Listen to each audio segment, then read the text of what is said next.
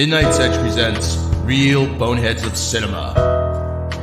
Real Boneheads of Cinema. Today we salute you, Miss Kathleen Kennedy. A real Temple of Doom. Who could make so many movies, yet up the greatest franchise of all time? How the hell did you make me like the prequels? You made movies with Steven Spielberg. Dude made Jaws of Jurassic Park. You think some talent would have rubbed off on you? Oh yes, some residual talent. The only real talent you ever had was getting Spielberg coffee. I'll take mine with 2 sugars. And hiring Harvey Weinstein's former assistant was a nice move, wasn't it? She likes all the Star Wars. So pack up your and get your Baby Yoda hating forces female ass out of here because we've had enough. Don't let the door hit your ass on the way out, you real bonehead of cinema.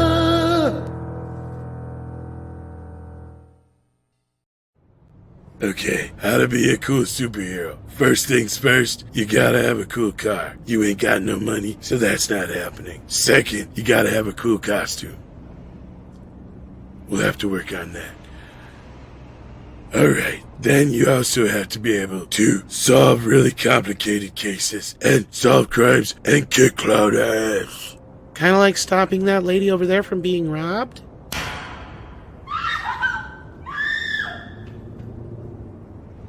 Are you fucking serious? That dude's got a gun, okay? Let the real cops handle that. We only go after people like the Joker and Penguin and Poison Ivy and occasionally Catwoman, depending on what kind of mood she is that time of the month, okay? We don't deal with that kind of stuff. You're scared of guns, aren't you? Fucking terrified. Nope, Batman don't do guns. Midnight Edge presents Real Boneheads of Cinema. Real Boneheads of Cinema. Today we salute you, Mr. J.J. Abrams. Steven Spielberg Jr. You admitted that Star Trek was too smart for you, so you dumbed it down into a brain-dead action movie. Oh, look at all the explosions and pretty lens flare. Then you made a Star Wars movie full of mystery boxes. You were the son of a bitch that killed Han Solo. When the audience opened them up, they were full of turds. Kinda like Lost, where I lost 6 years of my life. And now you're gonna ruin the DC Universe too. Who do you got pictures of anyway? We salute you, J.J. Abrams, patient zero for failing upwards. You an original bonehead of cinema.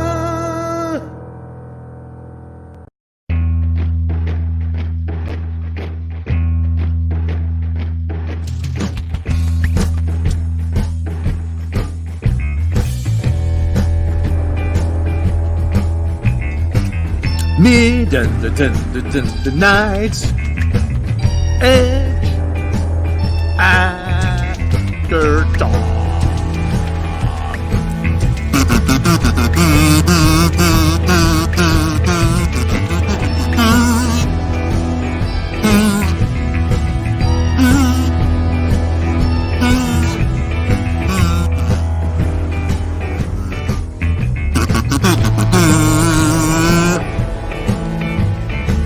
How's it going, everybody? I'm, of course, Avi, joined by Steaky, the Wild Samoans. No, I'm kidding. Midnight's Edge After Dark. What's going on, everybody? How's it going? Happy Thursday. Mark C. with a $5 super chat. 2021 is going to be okay. Rick Moranis has been in front of the camera again. Yeah, we hope so. I'm, of course, Generic Supreme, Mr. Rob Robot Shlomo. With me, as always, Mr. Tom Connors. Hell. And with us, as always, is your favorite YouTube harpy, Emmy, ESP, Tony, Bammy, BAFTA, yada, yada, yada, Miss Becca Random. You don't have my music. Bum, bum, bum, bum, bum, bum, bum, bum, bum. Oh, yo. I can play it on on my computer. Where is it? I think I can just play it through the speed. You should be able to hear it. There. There you go. There's the music. Whack, whack, whack. What day is this? I have no idea. It's Blur's Day. Oh, don't mention lower decks, please. And we also have a Thank you. resident script doctor. Good evening, everybody. I lost another 24 minutes of my life watching that I haven't abomination. even watched that shit yet. So Count yourself lucky. well, I didn't even watch any of the Star Trek Day stuff. I still haven't watched the trailer for Discovery Season 3. Oh, how I envy you. Yeah, I don't even really know if they announced anything really that important. Your mind is unfettered by that drivel now. So yeah.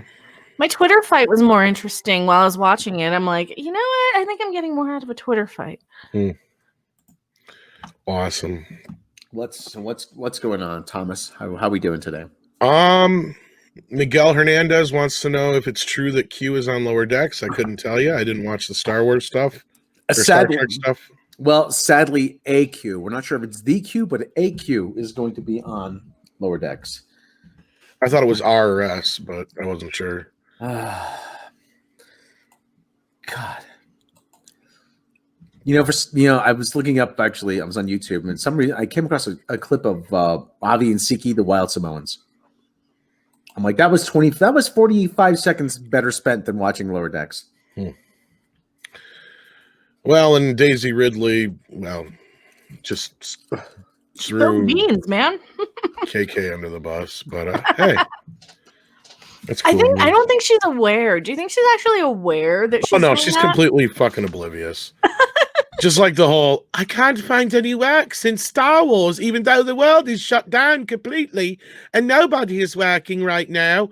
I'm thinking I should have work right now, even though nobody else does. Bitch, you got 5 movies in the works, okay? Shut up. But yeah, and that's the main news. We missed Monday, so I'm sure that we're far behind on news. Did we want to start with the Star Trek crap? Because I really didn't pay any attention to it. I don't think there was any huge announcements outside of they finally did say that Discovery Season 3 is going to be on Netflix outside the US, but it's like the day after it is here. Was it that way last time before too? I thought it was always the same no matter what. It might have been the next day. I don't remember. I really. So Alex Kurtzman finally found pictures of the CEO of Netflix. Apparently, you're gonna put Lower Decks. You're gonna put Discovery Season 3. Probably had a fire sale on the shit. Or else I'm gonna put these photos of you playing miniature golf. He probably had him on like Suicide Watch or some shit. Kurtzman? Oh yeah. Cut myself if you don't. CEO of Netflix, go ahead. See if I can. Netflix. I wish Netflix had been called as a bluff. No, I'm sorry. I shouldn't say shit like that. If you don't, somebody will. Yeah, you know. I'm tired. I am tired of this. I can't help it that Kurtzman's nothing but a lazy puppy. No. He's not cute. Yeah, but lazy puppy's cute. The thing is, he yeah. thinks he's talented. That's the biggest problem. He actually thinks what he's doing is good. How dare you? Yeah, how dare me? How dare me? So, 21 new details about Discovery Season 3, Lower Decks of Picard. 21 things I could give 2 shits less about, but how did we get here? How did we get here to where I don't care about Star Trek? It's amazing. We have the historian in the house, by the way. What's going on, everybody? Sorry I'm late. That's all right. Last minute notice. So. The Reverend author, Dr. Stephen Walton. What's going on, Rob? Good to see you. How you doing? How you doing, buddy? We need to add some more titles to him. Esquire? Yes. DDS? We already have a PhD, so we can't use Because I'm a dentist. Be a dentist. During the Star how you do? Well, anyway, Dr. Stephen Walton, would you like to say something to the audience first? Hail the chat. Thank you for coming. Please remember to smash the like and share it out. Thank you guys for being here. We wouldn't be doing this without you. Hail. Dr. Reverend author Stephen Walton, you wouldn't have to be a wrestling fan, would you?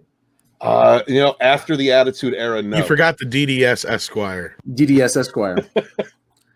Now, once about a year after Vince bought WCW and shelved it, I was done. Okay, because I was looking up a clip before of the Wild Samoans. I don't know why, and I said to myself, "Wow, this 45 seconds, I got more out of this than I did the entire first 2 seasons of Star Trek Discovery." Oh. Amazing, amazing. Yeah. Yeah, we're talking Star Trek in case you want to know where we're at here. Oh, we got a Perry Chan in the chat. A wild Perry Chan appears. Perry Chan does those great intros, doesn't he? Yes, he does. He is awesome. Hail Perry Chan. We also have Greg the Lost Jedi. We have Larry, Neil, a few oothers. Thanks for joining us. Did Perry Chan do Az's intro? Probably. Okay. I'm not sure, to be honest. I have to ask him. Well, let's ask him. He's in the chat. Perry Chan, did you do Az's intro? I would like to know, Now you got to wait 5 minutes for the delay. Well, while we're doing that, during Star Trek Day virtual panels, we learned that new information about Star Trek Season 4 and Lower Decks to Strange New Worlds and more. Star Trek Day. Star Trek Discovery Season 4.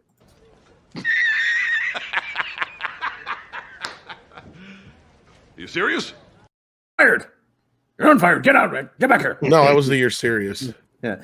Star Trek Day was September 8th in reference to the day Star Trek original series first premiered. And nobody cared. Yeah, that's right. Nobody cared. Yeah. Freaking my Larry Wilmore video from 4 or 5 years ago got more views than Star Trek Day. Listen, I pay attention to a couple of those "We Are Starfleet" hashtag people just to be in the know of what they're thinking. And now the thing is, well, if they don't have enough money to do Strange New Worlds, then they can crowdfund it. Yeah. We do have somebody else here. Hi, Jeff. Hi. Hi. Great. Yeah, can you Hi, hear guys. Scotty from Sparkin News Podcast. How you doing, sir? Good. I realize using my phone is better than using hotel internet. It's awesome. Oh, you're at a hotel? Okay. You don't have to stick around if you can. I just sent the link out to a few people. Just thought I'd see if I'll hang out for a little bit because I just want to be near you, Tom. Okay. I know you do. All right. But thank you for popping in. We appreciate it. He's in a hotel. He's in a hotel. Is he paying the hourly rate? I don't know. She doesn't have an hourly rate, I don't think. She gives me a discount on the 5-minute rate. 3 minutes worth of crying is allowed. Other than that, things are good. I'm questioning whether or not this person is being misgendered. Jeff or the worker? Both. Yeah. But man, don't you try to gender size me, bro. But you see now though, I saw the Wild Samoans. Now I'm getting nostalgic for the glory days of wrestling.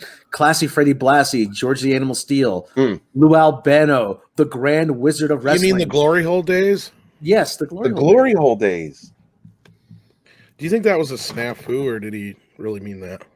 Maybe he just likes glory holes. I think so. Do you guys know who we're talking about? Yeah, football coach. It's one of my favorites. Jerry Jones, the owner. Well,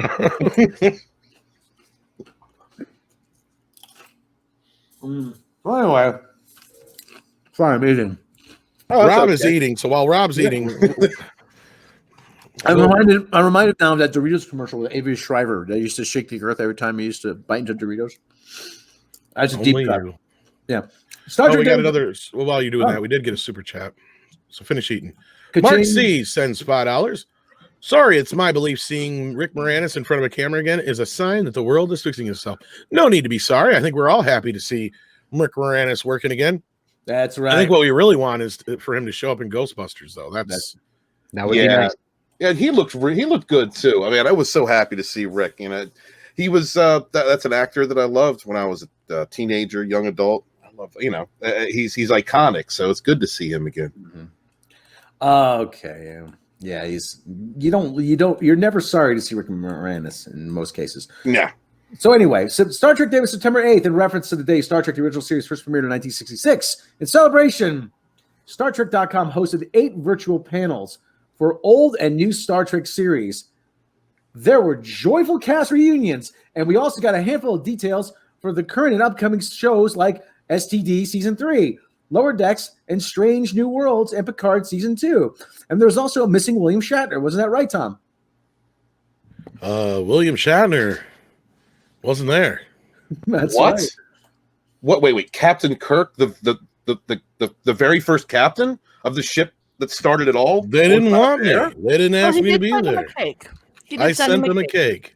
Oh, with a magnifying glass so you could see it. that's It was just a little cake. that's unspeakable. Weren't we warned about this though? Weren't we warned about that in the photo and all the poster that didn't have them? And Kirk's too much of a man's man to be involved in this. You're starting to sound like a phobe, Scott. You sound like maybe an ist. It's triggering. It's triggering to hear that kind of respect for a straight white male character. Scottist. Call me Scottist then. I don't care. Word up. Well, anyway, this goes on. Here are the most interesting things we learned about Star Trek Day. We got a new trailer for STD Season 3, giving us a look at what the future holds for Mikey Spock and the Discovery crew, which needlessly went into the future, mind you. We learned about new characters such as Cleveland Booker, his cat Grudge, Adira, and Gray. Are those thing one, thing twos? Adira and Gray? Those the people that do not have that are non-binary binars?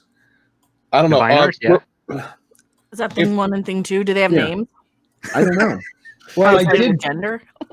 I did bring up the name is Gray. Think about that. Like, let's get more neutral than anything is Gray. It's not one or the other. The real question. Those are the neutrals from Futurama. Tell my wife I say hello. All I know is my gut says maybe. Exactly. Love those guys. The real question is, if by 2023, if they're cast in a film, will it be able for the Oscars Best Picture? That is the real question. You need to ask yourself: do they meet a checkbox? They're not people, they're hippies. We also learned there's a new logo for the show. We learned that Strange New Worlds will be episodic with one-off plots.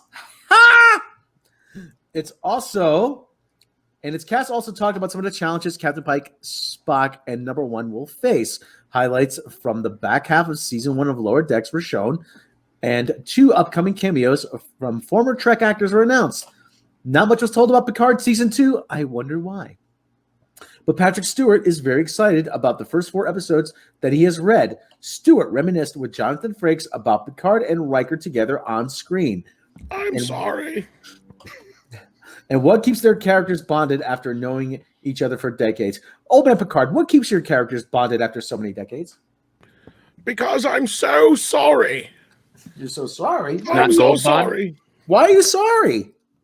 Because I'm white. And I'm an old white man. And I'm sorry. But now your character is a golem, so you can be oppressed. My precious. My precious. Not that golem. Oh. No, it's an android. And now you're being held down by the man. So your character is good. So much cooler if you were that golem. I'm so confused. We all are. I'm sorry. We'll call the nurse for you, okay? Nurse!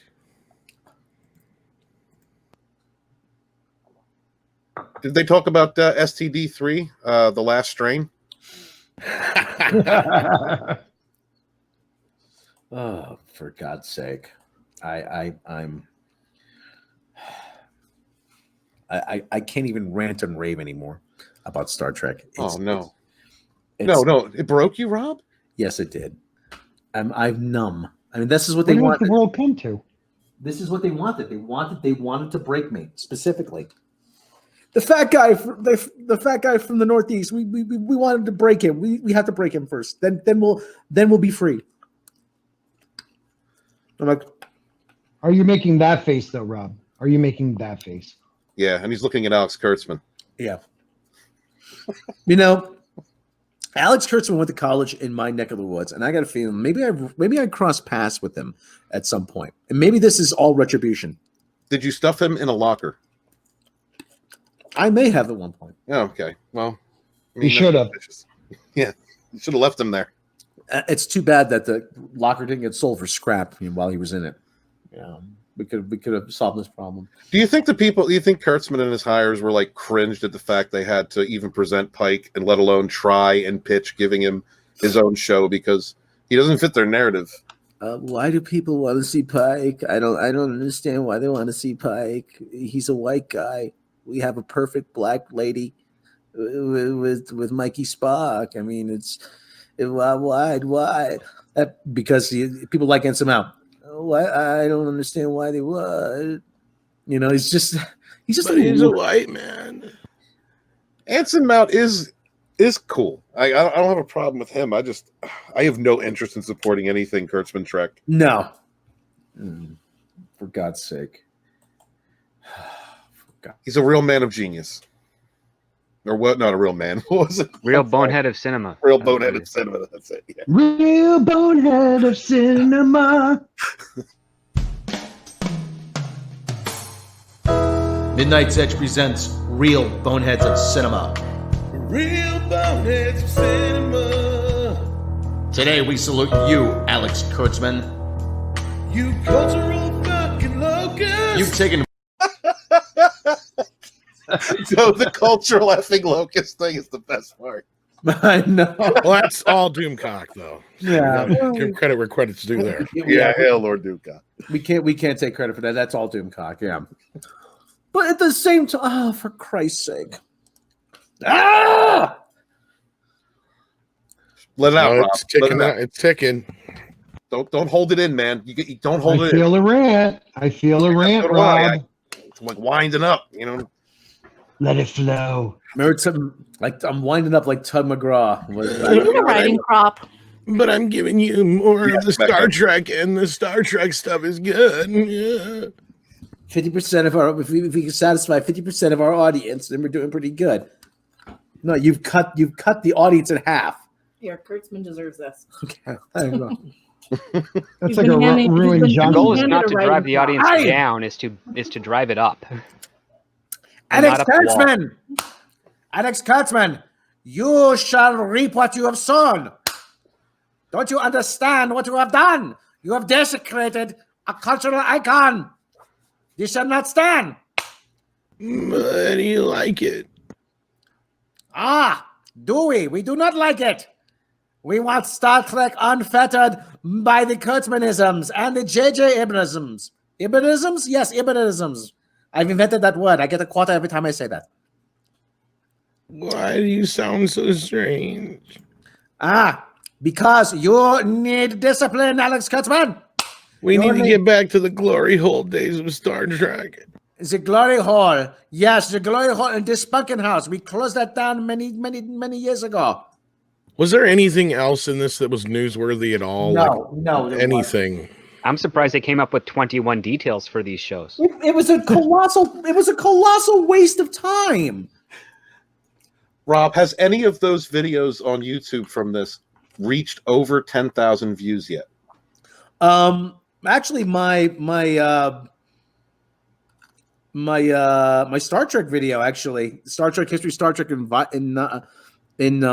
History Star Trek in 5 minutes, got 11,000 views. I don't think any of theirs did. So you got more views than CBS All Access, 210,000 subscribers. Yes, that is sad. Not because great for you, Rob. Yeah, bro. So sad. So sad for Star Trek. Let's take a look. Let's take a look because we've got the reviews are like, oh wow, 400 this September on CBS All Access, 496 views. That's cute. I remember when I had my first beer. Here, let me share my screen. The Ready Room with Will Wheaton. 1,400 views. Oh, they've even gained subs. 7,000 for the panels. 20,000. They had it covered pretty well with. All right, now I don't feel so bad. the Stand By Me kid. Yeah. This is the state of Star Trek. This is the enthusiasm that the fandom has. See, Alex Kurtzman had that kind of that Ryan Johnson idea, was I'm going to do something that's going to divide the audience in half and then pander to my half. Unfortunately, your half doesn't look very big. It's almost like it's a toxic vocal minority of people online. Mm-hmm. His half His half are the type of people that say, "Oh, geez, I don't know why that show was canceled. I torrented every episode." Just let that roll around for a minute. Do you want to do super chats, Tom? No, he's just saying that because he wants to eat. Tim Riggs says, "Look at how easy they've made Star Trek Discovery, Lower Decks, Spitard. Star Trek TV is the poisonous fungus growing out of this pile of shit that is Kurtzman." Mm-hmm. Yeah, truer words have never been said. That's very true. Thank you so much for the super chat, Tim. Whoops, wrong one. Lost Jedi sends in. That's Greg. How you doing, Greg? Sends in $5. Hey, Star Trek Discovery is going to be hilarious. Looks like they're going to turn Mikey Spock into Captain Stephen Hiller from Independence Day. I think it's going to be hilarious. Completely. Welcome, Nerf. Who's this? What was that, Mecca? Oh, I think it's going to be hilarious unintentionally. I think it's going to be completely ridiculous. I think it's going to be my fear is that since they will no longer have Spock to kind of give the snark right back to her, that she's going to be even more insufferable than she already is. And it's going to be absolutely hilarious. It's not possible. No. I can't see it. I'm just waiting for Kurtzman to, get some deal with Netflix to have like Star Cuties, something like that, because that's the only as low they can go. They can only go that much lower. It's ridiculous. I'm not even a big. Oh no! Don't do it. Oh, I saw some of the clips this morning. I'm like, you know what? Fuck everybody's context. Every one of those motherfuckers that are like, oh, but you have to know the context of the show. Bullshit. If you've seen 3 or 4 of these fucking clips, I'd love to hear the context. Would love to hear the context. Just like I'd love to hear somebody explain to me the context of Deep Throat that has nothing to do with sucking dick. All right, Lost Jedi. Hear that? That's one of my jokes. Talking about Woodward and Bernstein? Wrong one. Yeah, I saw clips of cuties, right? And I had to turn them off halfway because I don't need to see an 11-year-old girl humping the floor to know that pedophilia is bad, okay? I'm not so stupid I have to sit there and watch it for 2 hours to know that it's bad. Look, and I'm not the person to sit there and go, you shouldn't be able to make a movie about anything, but there is a point where it's like you need to ask yourself, is what we're doing more damaging to these kids than the story we're telling? And I think that the people making this film did not even bother to ask themselves that. And Tom, I hear you on that because I even said the same thing. I'm not someone who should say you shouldn't make a film. But you know what? There is a point when it comes to child abuse that I can say, don't make this goddamn film. This is ridiculous. Like, I'm all for free speech, artistic freedoms. But when it comes to these children are literally being exploited on film, and their parents are allowing it, someone has to protect them. It's disgusting. Jane Theory did a great video earlier, her take on this. And, the real scary thing from what I got from her video is that there were adults present, casting, 650 kids casting, promoting, teaching, twerking, whatever, on this set while this movie was being made. That's child abuse, in my opinion. Well, let me ask, because you guys know more, Script Doctor. How many people are involved in the making of a show like this, of a movie? How many people did the choreography? How many people? Teachers, hundreds. Well, this of is people, an independent right? French film, so probably between 30 and 80 people. Okay. On a crew. No one could, everyone sold their soul then. Because the way I look at it is whoever did the choreography, like, oh no, you're not humping the floor correctly. Let me show you. Yeah, make sure to These grab people your crotch. are wrong. Yeah, well, and that's the thing disgusting. I say. People can talk all day long about context, but anybody knows who knows how movies are made. These kids aren't going to understand that.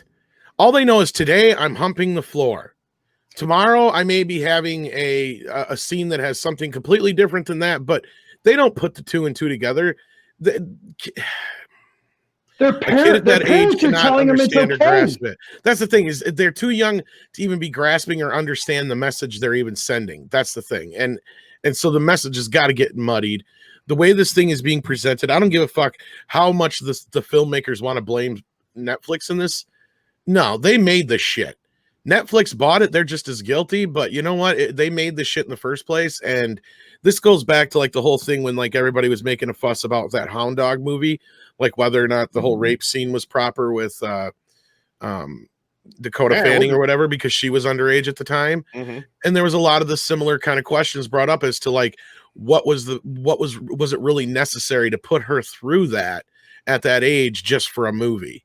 Like, there's ways around these things. Like, you can still tell the same kind of story or get the same kind of message across without putting girls into this position, or boys, or anybody for that matter, as far as children there's no go. need to be gratuitous with children. That's the thing. Right, absolutely, Script. I mean, when we could make movies in the 80s with a bunch of teenagers having sex and getting their heads chopped off and nobody was underage, something's fucking wrong, right? I mean, because if you wanted to do, say, a film where you had, like, I don't know, like, for instance, this one, 11-year-old girls twerking, and it was like, say, a junior high talent show, and then the audience was throwing up as a result of it, that's a bit better. That's actually appropriate content. But even in the filming trying of to it, shut those that down girls and reacting poorly to it, and then berating their kids for trying to behave like adults before they even understand what that is.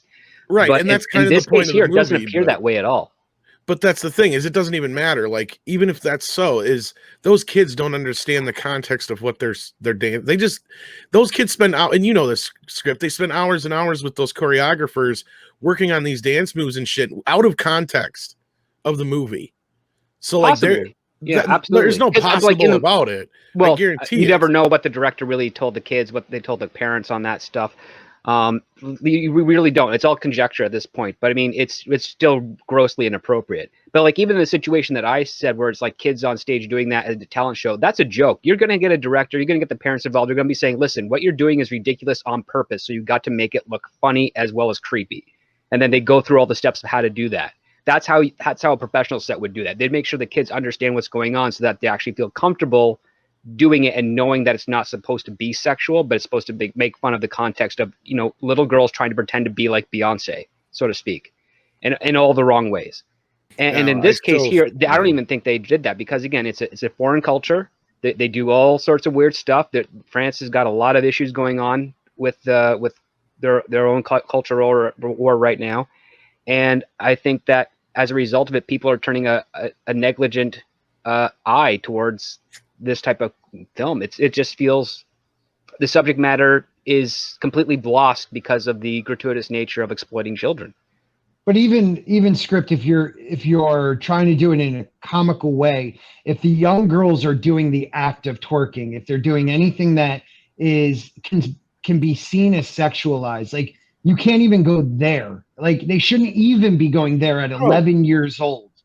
That's the problem. You can't make this funny. You can't make this anyway without it was being made funny like, in Little Sunshine, but there's a lot more care done to it, because it wasn't shot like it's trying to be shot as a music video, which in some point from the clips I've seen of this one, they're trying to make it shoot it like it's a music video. It's very glamorized, yes, which is really horrible. But like, if it was just like a wide shot where it's a whole row of them and they're all doing this stuff, and you're focusing on their faces and not their bodies, and you're focusing on the reaction of the audience and their appalled nature of it, then you've created something that's actually far more appropriate to a visualize. better scene. You're talking about, Script Doctor, and I'm sure a lot of people haven't seen the movie, but Jersey Girl. They do a similar situation there where the girl wants to do Sweeney Todd for her talent show. Hilarious. And of course, and obviously it's completely inappropriate, but that's kind of the whole point. Now, that's something you can sit down and a kid can understand a little bit better because of the whole violence factor and the blood and stuff like that. When you're getting into things like sex that are a natural thing, like, that's a very difficult, like, that's subject. trickier. That's a finer line to walk. Yeah. And Greg brings up a good point, and it's the last we'll say about the Star Trek Day. He goes, if you only watch Star Trek Day without having watched any Star Trek, you think the only thing it's about is diversity. No moral ethics issues, just diversity. Yeah, and that's part of the reason why I ignored it. I mean, I had work to do, but at the same time, I could have had it on in the background, but I just didn't care. I have lost so much interest in it. I really don't give a shit. And Andre really didn't push me to, like, watch it, because he knew just as I did that somebody was going to do the highlights. And thanks to Yahoo, somebody did. So, you know, I didn't need to waste my fucking day, just like Shatner. I felt that, you know, how can you fuck that? Adam Wolford sent $5. Is anyone having the stream cutting out and coming back Now I have a question. What's worse, Cuties or Tin Drum? Also, I thought Hound Dog wasn't released. I thought it did get released. I could be wrong. Tin Drum, I'm not familiar with. I'm not sure if I want to be, if it's being associated with these two films. I don't know if anybody else here is familiar with that movie. Nope. No, it's not ringing any bell. As far as the stream cutting out, I don't think anybody else is having trouble. If you are, let me know. But as far as I can tell, everything's good on our. Maybe try refreshing. Sometimes, well, we did lose Scott, as I say that. Well, you summoned the internet problem, so. But he's at a hotel, so yeah. I hope his wife knows. Larry sends in a $1.99 super sticker. Let me see what it is here.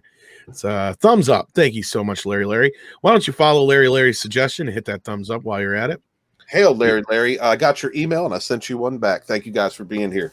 Share out the link, please. Okay, Curtis says it's cutting out for him too. Maybe it is YouTube. I apologize for that. As far as I can tell, everything's clean on my end. I'm not getting any kind of warnings. I'm not having any internet problems other than Scott. I think we're all fine here. So hopefully that works itself out. If we're good after Scott left, that means that he was actually granting this channel his internet Okay, problem. A few people are saying that it's glitching. I'm apologizing for that. Of course, there's nothing I can do about that. Yeah, you must need some more internet gas, like CWD Tristy says. Hit refresh if that doesn't help.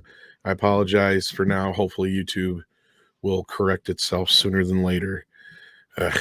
Sorry about that, guys. I wish there was something I could do. And Kara says it's fine on his end, but a few other people are saying they're having problems. It looks pretty split, yeah. So yeah, if everybody wants to just try refreshing, maybe that'll help. If it doesn't, I apologize, but there's not much else I can do on that point. What's the next thing that we wanted to talk about, folks? And it sucks because we did lose like fucking 40 people because of that, it looks like. So hopefully you're just refreshing. Yeah, definitely a YouTube issue, it sounds like. Lovely. Gotta love YouTube. Balls. All right, did we want to talk about Daisy Ridley next, or do we want to talk about the Oscars? Well, which one is more fun? Daisy Ridley. There we go. Let's go with that. Daisy Ridley. Let's laugh for a minute. We need to laugh. I didn't have this one ready. If we can we laugh? Oh, we can. Well, because Mecca's been, and you guys have been raging for 2 years about, there not really being any plan. And well, we knew there was a plan, but they let Ryan throw it out the window, and Daisy basically says that with all certainty now. And not only that, we kind of have an idea of what that plan was. I have to ask Script Doctor, because he's more close to Hollywood things going on.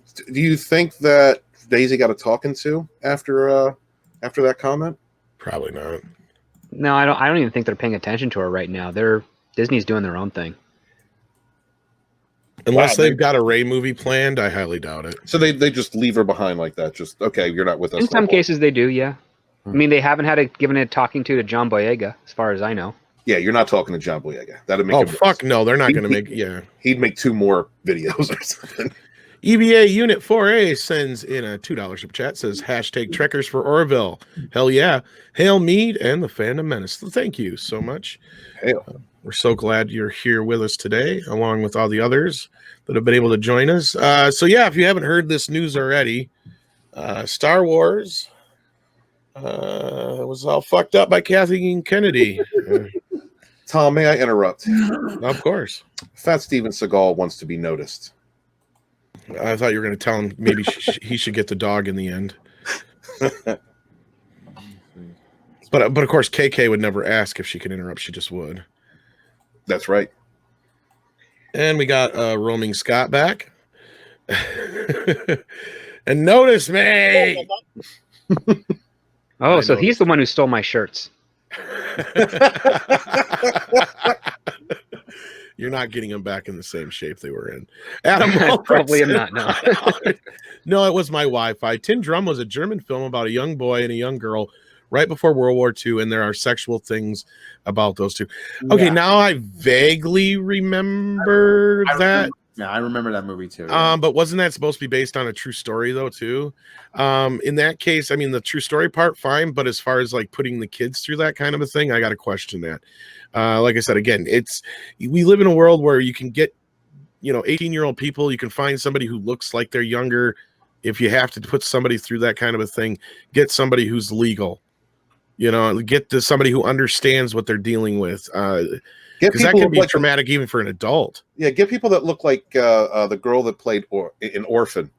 Like she was playing a small child, and she was actually a grown-ass adult. Like there are people out there, and that was there's an actress who's on the second season of Doom Patrol. She's like 25, but she's like 4'8", and she looks like a 12-year-old. Yeah, like there's actresses out there you can find that are more age appropriate. Exactly. Like if you're really intent on telling a certain specific story like that, again, because like Scott and I were saying before, we're not trying to be the arbiters of art in any way, shape, or form. Right. But there's got to be a line. Yeah. There's workarounds that you're not actually violating an individual's innocence, especially the young ones, but also you're not suppressing the opportunity of freedom of expression. Like there is a way to do it. Exactly. And kids don't understand. I mean, all these kids seeing themselves as in a movie about dancing, because that's what I was getting is when you don't film a movie in. They're 11. They can't have consent. They're not old enough to know. That too. Right. That too. And then I thought somebody said something about a topless scene in the movie too. And if that's the case, then that's just completely uncalled for. I've heard. I gagged a little there. Ugh. Yeah. Rob Atlas sends in $2. I never thought we'd be praising Daisy Ridley. Well, I don't know if we're so much praising her as so much as her stupidity or her lack of decorum. I like Daisy. I've always liked her. I never had an issue with her, but yeah. Yeah, I mean, she was daring enough, what was it, in 16, 17 to come out on the MTV Music Awards and say there's only two genders. And then she shut up real quick because she got backlash for that. But, I mean, she's always been good. I don't ever seen her attack the fandom, unless I'm wrong. I've never seen her come at the fandom, and she's as much of a victim of this terrible production.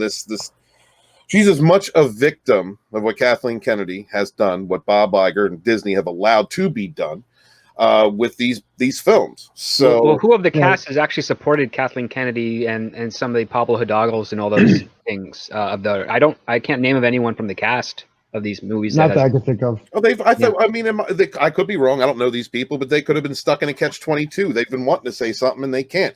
I mean, they let Kelly say something, but she didn't have anything to say with what the fandom was being accused of at the time, right? There's no proof for the Kelly Marie Tran incident. Go check out Ikki Ichibaka's video on it. There's a whole breakdown. And actually, she doesn't point the finger at the fan. She points the finger at Hollywood, says, I've endured these experiences here in California. That's the most we've really gotten. I made a video on that where I found, and I think you can see it usually in all my intros, where I found the guy who actually started that rumor. He's the marketing. He's basically one of these marketing PR guys. So I found all of that stuff in my video, and I think I can link it to you guys here. But if you look at it, you can probably find it's like Kelly Marie Tran exposed or something. So it basically breaks down the entire timeline and the lack of screenshots, the lack of any evidence of that, and it traces back to the people who planted the rumor, basically.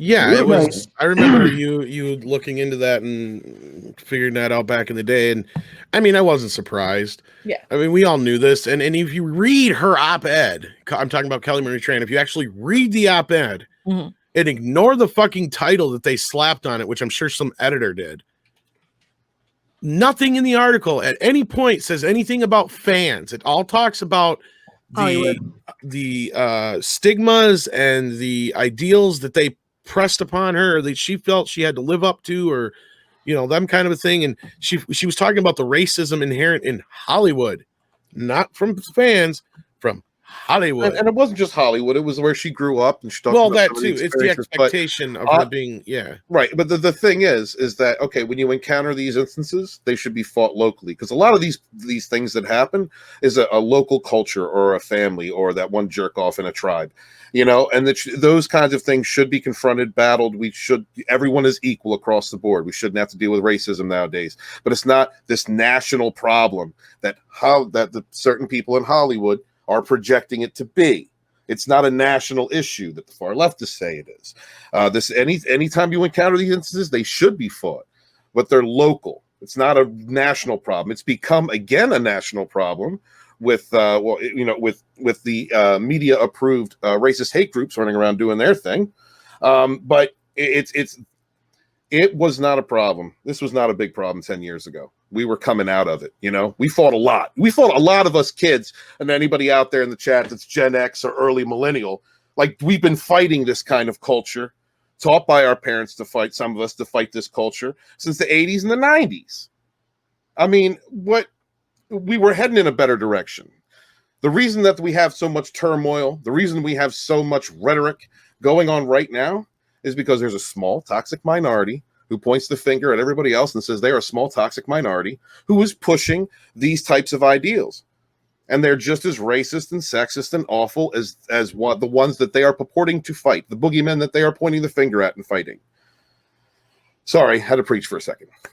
No, it's the truth, man. And also, you got to realize people are like, well, why didn't these actors speak out before? Well, they were get fired in a huge, yeah, exactly. In a huge, I mean, if anyone told me before, and I don't care if it was, the last movie of the Skywalker movie, if they told me I could be in the movie, I'd be in the movie. Like if you're an actor and that's an opportunity for you to have an acting job, then you're gonna act. And for them to be able to speak out now, it's because it's over. The climate has changed. They're allowed to speak out to a certain extent, and hopefully they won't get backlash in their own career. Oh, well, they backed themselves into a corner, Scott, because you can't talk out against John Boyega.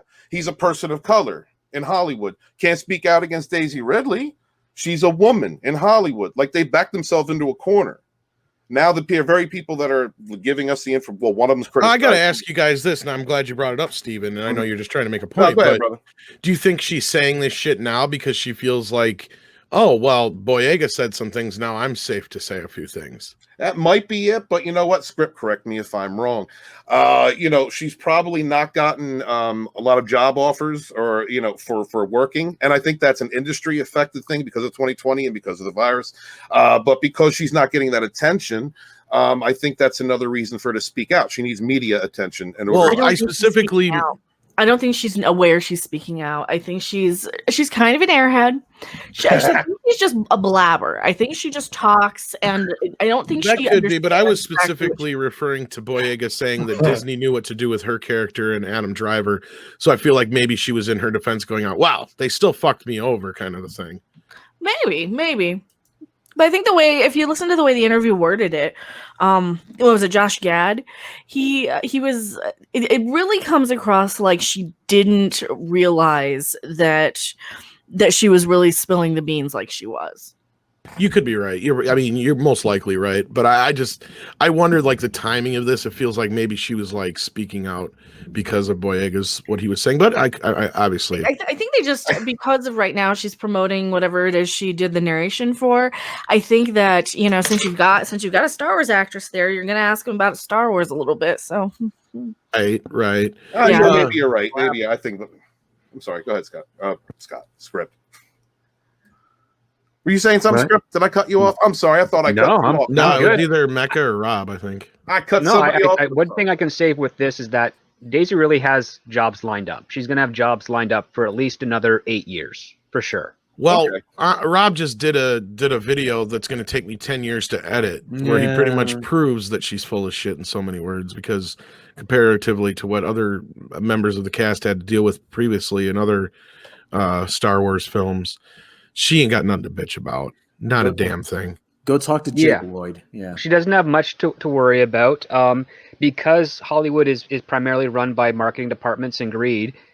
She's only going to be a viable actor in the industry so long as she still is relatively pretty like she is now. So once she hits that certain age where she's lucky, she also looks like she's 27 or 8 and she only looks like she's 20. Yep. Speaking of actresses that look like they're way younger than they really are. So she's not unlucky unless she just automatically wakes up tomorrow and starts looking her age or something. She's fine. Yeah, she'll be fine for a long while. The accent sells quite easily to an American audience. Yeah. It also hides a lot of ignorance as well. So, right. Speaking of ignorance, like Mecca was saying, Tim Riggs sends in $5. Thank you so much. Hollywood and the media come up with these accusations. I think he means accusations of being this phobist or being an ism 99% of the time because they are themselves. Oh yeah. Oh yeah. We've said that many a time. And I mean, that's almost kind of basically what a lot of what your book is, I suppose based around the whole fact that we're being mischaracterized in the media and all that kind of stuff, I'd imagine, right, Well, Stephen? the thing is that it's being used as a tool. Like I think there are genuine ists and phobes and those type of people that are projecting this, but a lot of it is just disingenuous to the core. Everything from the journalists to the access media to the news and the mainstream media to people in our government to the gaming companies, comics companies, everyone, and now some production companies and producers. They're all following the same lie, and they all know it's a lie, and they're so entrenched in this lie that they have no choice but to continue to perpetuate it. I think that's the biggest egregious thing that's going on within this culture war right now, is because it's all bent on a lie, just a web of lies, the waterfall of lies, and we're all having. Yeah. Well, to further add to that, Stephen, the brilliance of this aspect, and there is a brilliance to it, is that it's coming from the bottom up.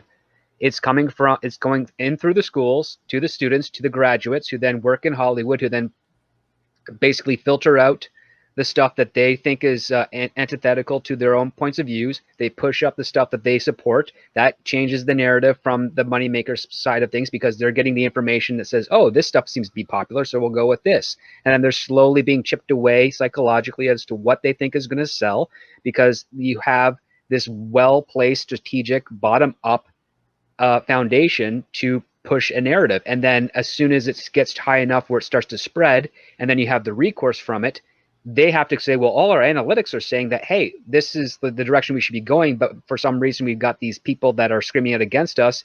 And so they just counter that with the progressive argument. Well, like, oh, they're stubborn old people, or they're people that are, the ists and phobes that they've been pulling around. And they think that is just that small minority, when it's actually the inverse. It's the majority of people who are outraged at the fact that pulp culture, the American culture as it is being slowly dismantled one bit at a time through our entertainment, but it started at our education.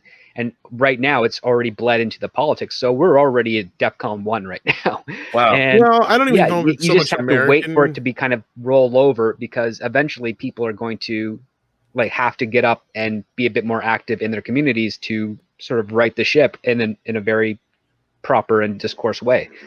I wouldn't even so much say it's American so much, because if it was just here, concentrated here, I was just speaking specifically. No. But what I think it is more so they're attacking the nuclear family, the ideals that America stood for all this time. And that's the thing is, I get where people are saying like systematically things are racist and certain things like that. Yes, people can be racist. People can use rules against other people that are in authority over others, but Don't fight racism with racism. Well, there's that aspect of it, but what I'm getting to is this goes back to the whole thing with when Dean Cain got a bunch of shit for saying, Superman couldn't say in the, truth, justice, and the American way. Now, there shouldn't be anything wrong with him saying that. That's the problem. The American way, there's nothing wrong with it. The system is set up to where as long as those who are, enacting the laws are following those rules, everybody has a fair shot. Everybody's seen as the same, no matter what your race, no matter what your sex, no matter what your disability or abilities are. And as long as everybody plays by the rules, then America actually is the greatest fucking country in the world. Because we have so many freedoms. 80s, yeah.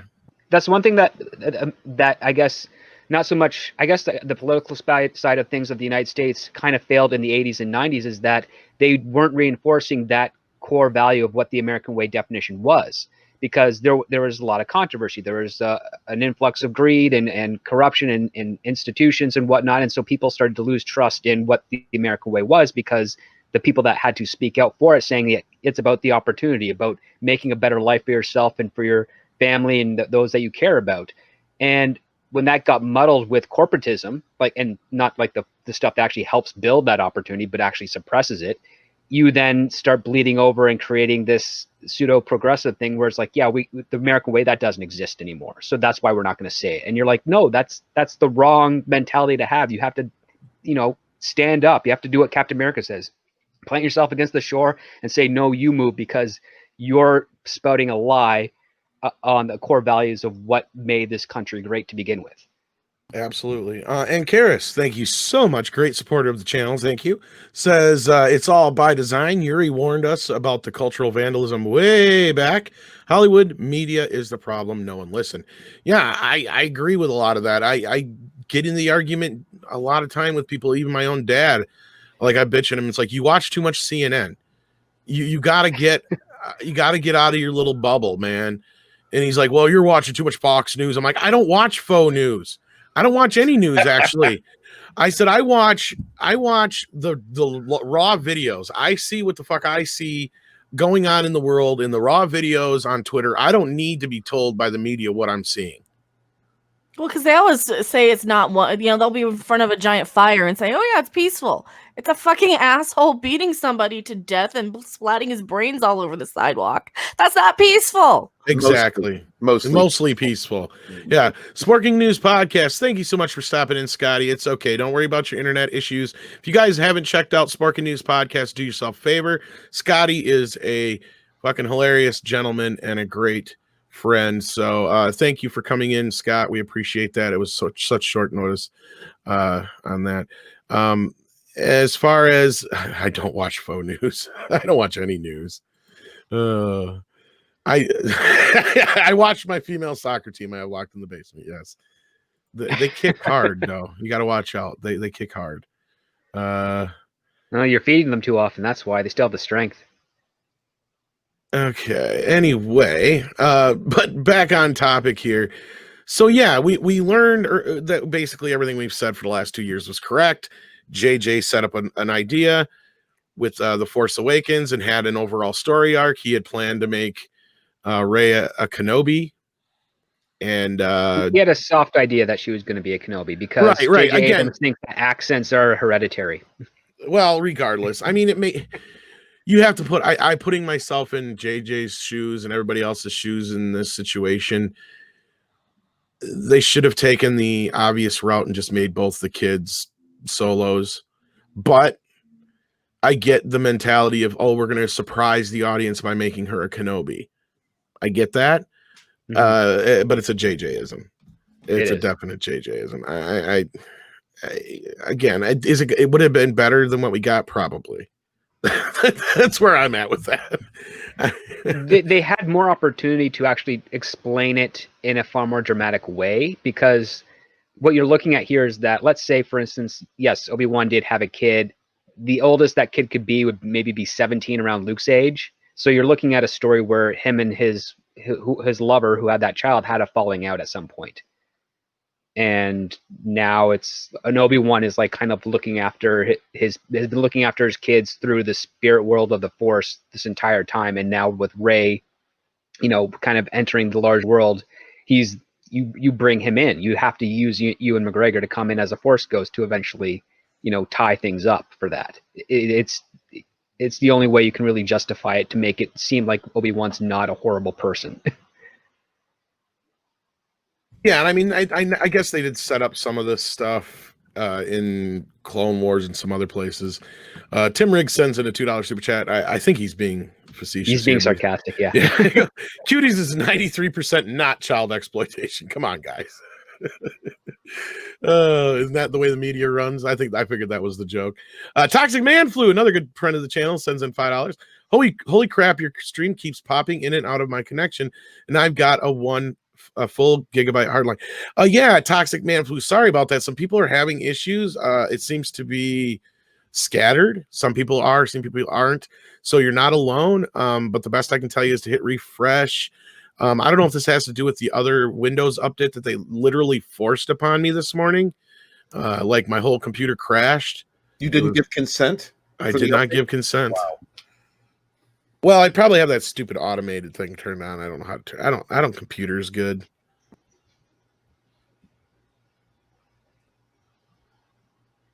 So like anything with computers, I'm Yes, Walmart does not sell good computers. I'll just give some advice. Oh no! Well, I needed a computer now. It was like basically what it was. Hey, it's lasted this long. Outside of it's Windows is the problem. Windows is the problem. I haven't had any problem otherwise. Yeah. It's Windows. It's all Windows. Every problem I've run into with it. Microsoft, we make worse versions of the things you already use. They take up so much resources that you have to have like a screaming fast computer to basically run it. And I do. That's where I got lucky. My only problem I had before was for some reason the fan was just shit. Now that I got this new fan, it's amazing. It's quiet. You guys never hear it. You know, it's awesome. Oh yeah, and you haven't like vanished from a stream. Oh no! If I've had internet issues, but I had the net guy in here, and he supposedly fixed it. And since he's been here, I only had a few hiccups this morning. But again, that was more Windows than it was the internet. So anyway, yeah. What were you say, Steven? Oh, so I said that's great, man. Yeah, I need a new. We need Scott. Scott needs a new computer and new internet. My poor man. Mead Radio, the Windows Update episode. It was, and you know what sucked? Didn't get one fucking Karen warning. Didn't get pulled down once. Nice. But my computer was like slowly dying on me as the streams were going on. I got to a point where I'm like, guys, I can't go anymore. Like it's not working. I can't get it to do nothing. I couldn't bring up any folders, nothing. Dark Saber Force sends in $5. Hayden Christensen spent years with negativity from fan base, but never spoke against them, and even said he does want to come back as Anakin. Legit. You know what though? I doubt he got anything like directly to his face or on the internet, because you know people just griped about the character. They knew it wasn't him. They knew it was like I've met Hayden Christensen. Yeah, I went to college with his little sister. I've seen him at the local gas station pumping gas, and I've chatted, and he's like, yeah, it's just. I had to do the best I could with what I had. Yeah, I'm sure that's not what his choice was. I'm sure he didn't want to do science. It gets cars and gets everywhere. I think the only thing he said that he was disappointed about was that he wasn't in the Vader suit as much as he wanted to be. Well, I wish that Leaper had been a better movie because it was a pretty cool Jumper? Jumper, you mean? Yeah, Jumper. Yeah, look, I even forgot what it was, Dan. That's all right. I know what you meant. It was all right. But I never read the book, so I couldn't speak to how good of a translation it was in that sense. But the concept was there. Adam Wolford sends in another $5. Thank you. Okay, I switched from my Wi-Fi to my mobile and restarted my phone. Still having the cutting out problem. YouTube might be doing it to you guys. I don't think we're big enough for them to give two shits and a fuck about us. I appreciate you thinking that we are, but I think it's probably too many streams at once and YouTube can't handle it all. It's hard to say. There's been so many issues throughout the country in the last few weeks because of this whole thing. It could be a combination between just too many people streaming and or an overload in the circuitry for the internet right now for people trying to stream, watch streams, or it's just fucking Lord knows. All right. Toxic Man Flu sends in $5. Tom in a TOS uniform screaming Windows. I need the echo thing like Az. And we got Jesse Miller here. How you doing, Jesse? You went from hanging out in the chat, now you're on the stream, but you're muted. I think you were having some issues there. All right. Well, while he's figuring that out, we'll move on with this business. But yeah, I mean, we're not surprised by this. Oh, there he is. You there, Jesse? Hey, homie. I just have my mute on because I'm making coffee. Oh, no problem. We're just finishing up the Daisy Ridley business here. I know you were in the chat anyway, so you're kind of up to speed. Yeah, she's cute. I'd bang her. Make that money, bring it on home, mama. I've seen some of the women you'd banged. I can believe that. Yeah. At least you didn't watch. Not the whole time. Just was there a payment option? I had to pay if I wanted to stay. All right. Clips on the hub. Tim Riggs keeps sending in those fibers. Thank you so much. ISPs are still cleaning up the mess that Century Link caused a couple of Sundays back. Down detectors showing some services with outage spikes right now. That's what I was figuring, Tim Riggs. That's what I was thinking about, and thank you for bringing that up. The last Sunday or whatever it was, they had that big fucking snafu, and everything has been shit ever since. Is that why I wasn't able to join Ords' Diablo stream last maybe Sunday? it was either the Sunday before or last, or something like that. But they've had nothing but issues ever since then with some big fucking snafu. But yeah, so anyway, Jesse, are we not surprised that Ryan and KK threw out the whole plan? I mean, this is what we've been saying for years. I'm just surprised any of these people have jobs. I mean, they've been a walking joke for like 4 years. Well, then they fail up. You don't fail down, you fail up. Yeah, but if you fail up, it's usually like, I screwed up. Now I'm going to apply for a better job before anybody notices. It's like, this is out in the open, just like throwing rotten produce and, it's like the walk of shame in Game of Thrones, but it's been going on for almost 5 years now. So it's just like, they're not going to get fired already. They're not getting fired in the future. So it's like, stop giving them air, man. Just don't buy their shit. Yeah, well, it's Hollywood. You fail upward. That's all. That's You fail upward until all the other companies don't want to hire you. So and that takes a while because everybody's starting a new company. Unless you're just a boss like Shatner, and it doesn't matter what they think. You could look like a boss in your "I'm Batman" T-shirt right now that you can get at Mixed Tees. Link in the description below. Well, Shatner's almost 90 years old. He's been acting for 60 years. He's done a lot across film, television, and stage. So he's not. I have zero fucks to give. I forgot. It might have even been the Shatner roast, but somebody said something on one of these Comedy Central roasts once where it's like, you guys could do this too once you've had this little thing called a career. Oh yeah, I think he opened his line with, "Who the hell are you?" Like all of you. I don't know who any of you are. You people? Yeah. Yeah, his was awesome. He came into riding on a mystery ship. We rode a horse in. Like, I loved his roast because it turned more into making fun of George Takei the whole Yeah. time. George, when you came out of the closet, did the doors go whoosh? Yeah. I was, oh my! While I was eating dinner with my son, we were just watching Unexplained with William Shatner. Man, that's a good show because it's like I love the spooky shit, obviously. But the one I was watching last night was Cryptids, and he found a lady who claims to have like a stuffed chupacabra. So that was an excellent episode. So if anybody hasn't seen Unexplained, that's Un with a big X planed with William Shatner, check that out. What channel is that on? I've been watching it on Hulu. I wanted to cancel my Hulu because there's barely anything on it except for that show, which only have one season. But I was trying to get HBO Max. Now the TV in the living room is one of those Roku TVs. They don't carry HBO Max for some reason. I'm like, what the heck? Because they don't want to play ball with AT&T. Do I have to buy a whole new TV just so I could get no? TV You got a TV? You got a PS4 or PS3 or whatever. Yeah, but I keep the PS4 up in the bedroom. That or find yourself like a cheap used PS4 or something that you can get the HBO Max on PS4 or Xbox or anything like that. Yeah.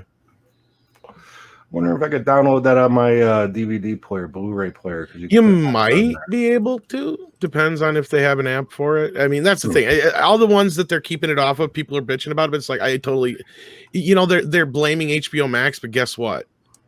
It's the fucking companies themselves that are probably doing it because they don't want to play ball with AT&T. I guarantee what I'm getting at. If everybody else isn't having a problem, but you are, it's probably you.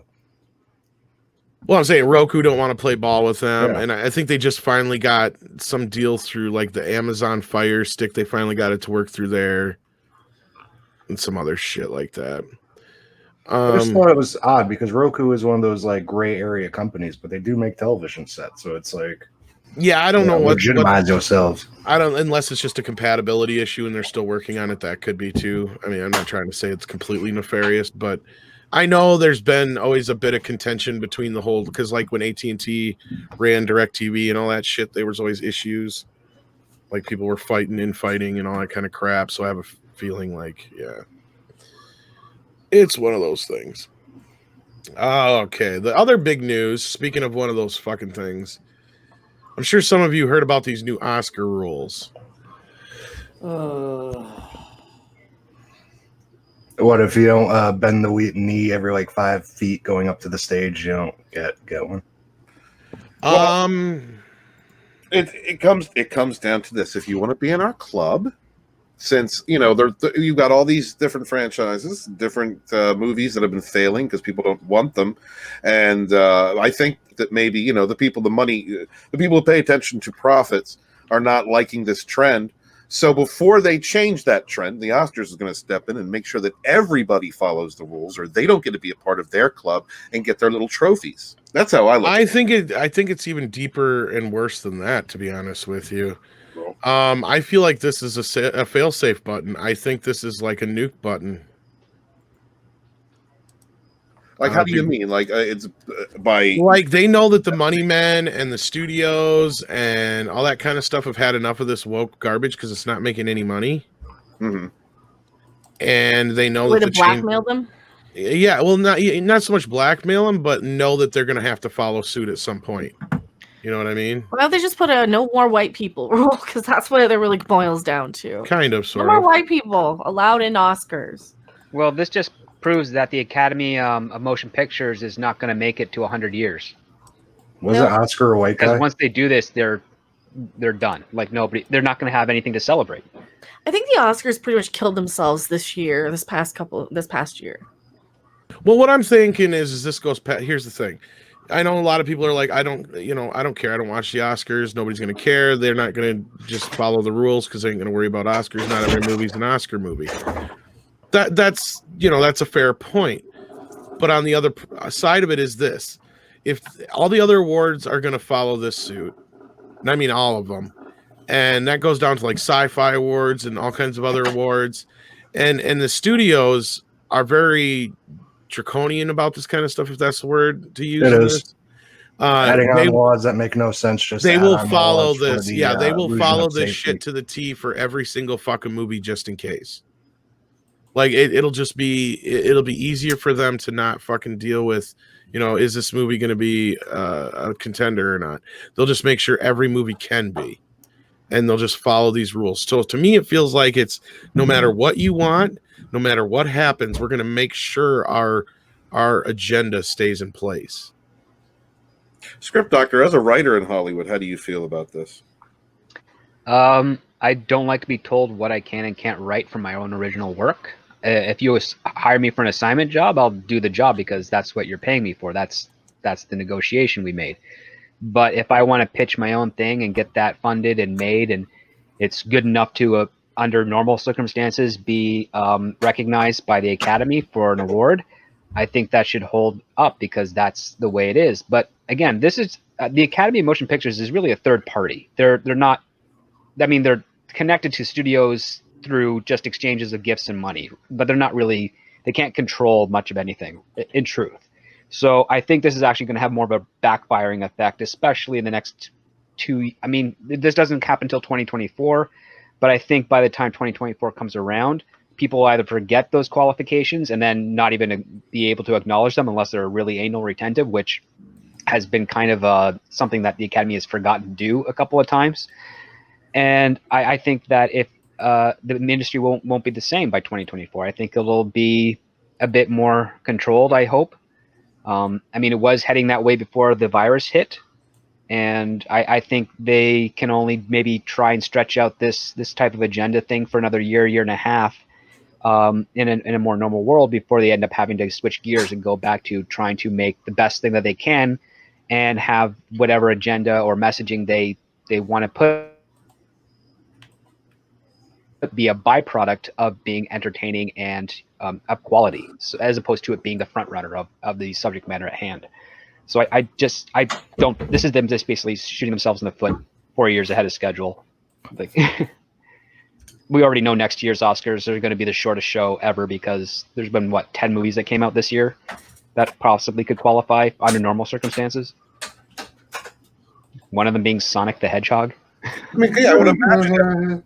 I would imagine that it limits the creativity of people. If all these companies are just going to go with the status quo, if they're just for the chance of being included in this.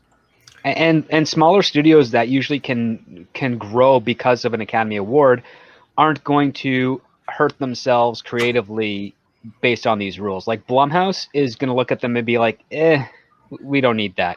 And Blumhouse is like kind of like the little studio that's kicking ass right now.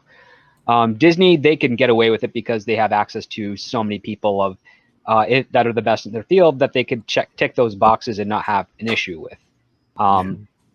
Some of the other bigger studios like Universal, Sony, Warner Brothers, even Paramount, they can do that type of stuff. But your mid-tier and lower tier ones, that'll be a little trickier because you have a very small pool of people that are great at their jobs that also check those boxes. So it's going to mean great competition for those people who fit those things. They're going to be able to ask whatever price they want. So now crew members and day players and all other types of actors are going to have a higher price tag associated with them. So at least they'll be able to make a lot of money, which I think is funny and good for them. You know, if they're going to tick these boxes, they should really pay through the nose for it.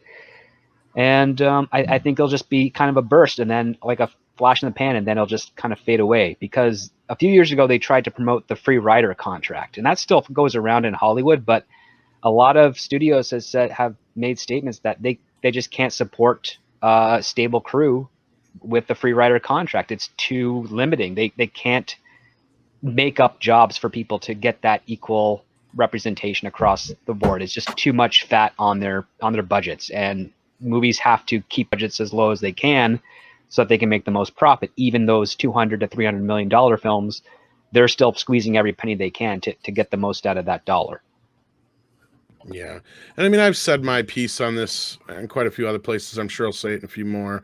So I'm not going to get too deep into the trenches on this, but Deranged Lunatic sends in $1.99, says it's Jesse Miller at the Crow's Nest. Yes, it is. He's on the show with us as he pops in from time to time. Indeed. Jesse, I would have came earlier, but I was eating some dinners. We get in trouble too often. DCV Titan said to the Canadian $5. The new rules just show that the Academy Awards are nothing more than a bunch of elitist auto-fellatiing and broadcasting it for the world to see. And that's what most people are seeing, and I get that. But this is dangerous and goes deeper than I think people realize and will affect everything across the board going forward. This is a fail-safe button, folks. This is the red phone. This is the nuke button. This is them panicking. This is them seeing that the change is going to come. The door is going to swing back the other way, and they are putting a doorstop there. I don't know if Steven knows what I'm saying here, or I know Script I understand what you're saying. And I don't think it's going to be successful. Well, that's the thing. It's going to be asking you Script about writing in Hollywood. I mean, it's hard enough. You could have all of your plot points sewn up tight. You could have everything good to go. But the hardest thing is writing dialogue that doesn't sound like it's exposition. So, like, you have somebody looking over your shoulder constantly to see if this. And Daniel Hall brings this up. You can't write dialogue. That's why these shows suck. This is an important point. Isn't it illegal to discriminate? It is, but in the film industry, they can get away with it. They got fucking loopholes. So for casting, it's the easiest one to get away with. For a crew, that it's really tough. Right, but they're basically enacting their own affirmative action here is what they're doing. And it's gonna go across the board, and it's gonna backfire in their faces. Fuck yes, because like I said, you're gonna have a situation where your quotas aren't met in certain places, or they're already met in others, and you're getting yourself stuck in a position where you've got, let's say, a really shitty stunt crew, right? Because you had to hire them because of whatever fucking novice reason. Stunt crew. They're like 5 years from being exactly where they need to be, and somebody gets hurt or killed as a result of this. Like, and don't say it can't happen, because it happens a lot more than you think. They've just in the recent years, we've had at least 2 or 3 stunt people die. Do you remember that movie Gone Fishing with Joe Pesci? Yeah, somebody died on the set of that, and I think they had a hell of a fucking lawsuit on that one. But they just had the movie about the Allman Brothers, Greg Allman movie got shut down because of somebody got hit by a fucking train. Oh my god! Wow. Yeah, and that was like 2-3 years ago, and then like. Happen? Well, I guess it has something to do with it was one of the I don't think it was one of the stunt crew members that got hurt, but everybody had everybody set up, and it would have been the stunt crew's responsibility. But I guess one of the this one lady that worked for the prop department or something like that, because the whole thing was it was for a dream sequence or whatever. And this is one where I see there's no excuse. You could do this a lot easier with a computer. But they had like a bed on a train tracks or whatever it was, and she went to pull the bed off, and it got too late, and she got caught up in the train. Damn. And then just like 2 years ago, they had the stunt double die on Deadpool 2. Yep. Did they? Yeah. Doing what? Yeah, stuff? because already motorcycle you're already stunt. risking accidents with stunt performers anyways. There's always that risk, but now you escalate the risk when you're not able to get the best crews to do the job. And that's just on the stunt side of things. Same thing can happen for cinematography too, and sound recording and electric and best boy, key grips, all those guys, they need to be the best they can, efficient at their job, very high efficacy. And there's a lot of apprentices in there. So what's going to end up happening is you're going to have a lot of these openings for people that check these boxes to get in, and then they're going to be fast tracked up to higher responsibility that's outside of their purview. And now they're going to be, at the worst case scenario is they put people at risk. The best case scenario is that they're savants and they're able to do the job. And then everything in between is just a nightmare to work at. We've seen this already in certain areas with the forced diversity. Kathleen Kennedy. Yeah. Exactly. Great example there, Mecca, where the forced diversity everywhere inside and out, and how you have directors and writers who've only had no experience or only written on Gilmore Girls moving up to shit they have no fucking business working on. Tim Riggs sends in $10. Thank you so much. Money is king though, Tom. Yes, it is. Will it screw stuff up? A lot. Yes, for probably years, but studios can't afford for that long. Hollywood isn't going to the only thing competing for people's attention. You're right. And here's the problem, though. This is why I think this is in place, is I think that the money men are starting to squirm. So I think this is their way of saying it, because you got to remember the mentality of a lot of these people is they don't give a fuck about money, in a sense, is their agenda comes first. Listen to Kurtzman when he flat out says the agenda comes before Star Trek. He don't give a fuck about Star Trek. Nope. These people don't give a fuck about our franchises.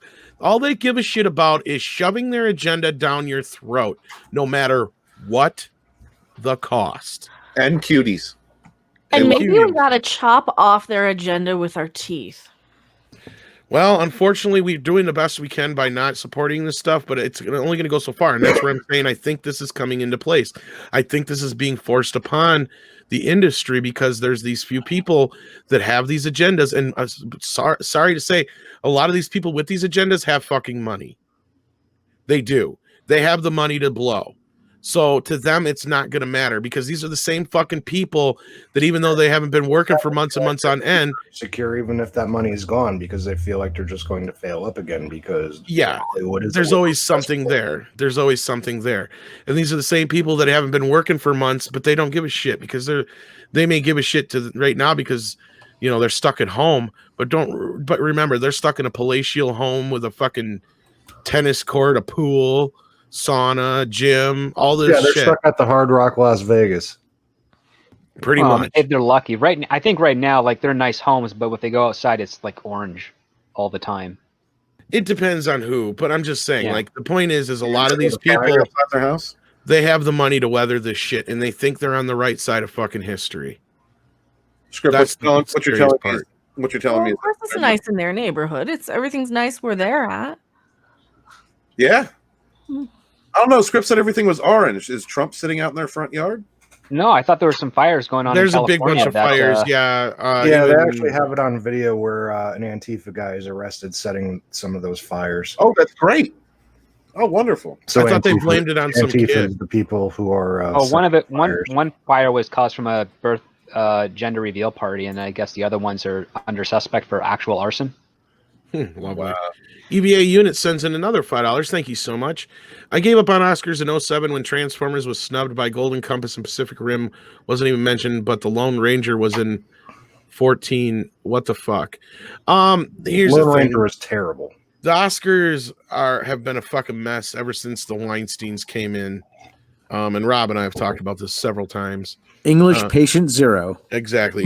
English Patient Zero. I like that. Yeah, they've always been a bit political, but before that, you always had movies that at least everybody had seen.